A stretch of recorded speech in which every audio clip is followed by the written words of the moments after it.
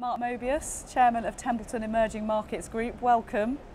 Thank you. You have been at the forefront of emerging markets for something like 40 years now, yet we're still describing them as a future trend. Yes. When people say I've been in this for 40 years, I say I started when I was 10 years old.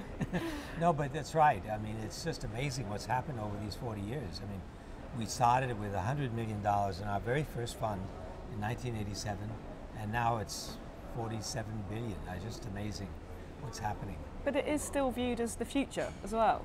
It is, because now we have the so-called frontier markets, because people woke up to the realization that even though we went from 5 markets in 1987 to 40 or 50 today, there's still many, many countries that have not entered the marketplace, have not developed stock exchanges, capital markets generally.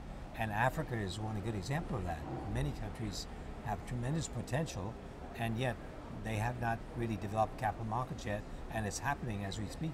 One of the key factors in that potential is the huge population in these countries, isn't it? Exactly. In Africa, 1 billion people, of course China, 1 billion, India, 1 billion, and soon you've got a lot of investors.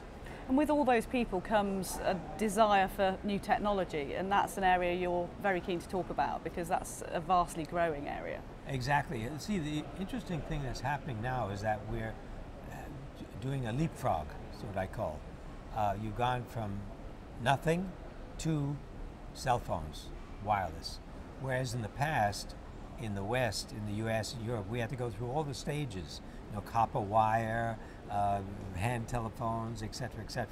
So it's quite an advantage for these countries to be able to do this, because it means your productivity can go up dramatically.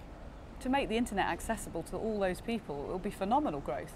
Exactly, and it's happening as we speak. I mean, last year about 1 billion smartphones were sold around the world, and over 65% were in emerging countries.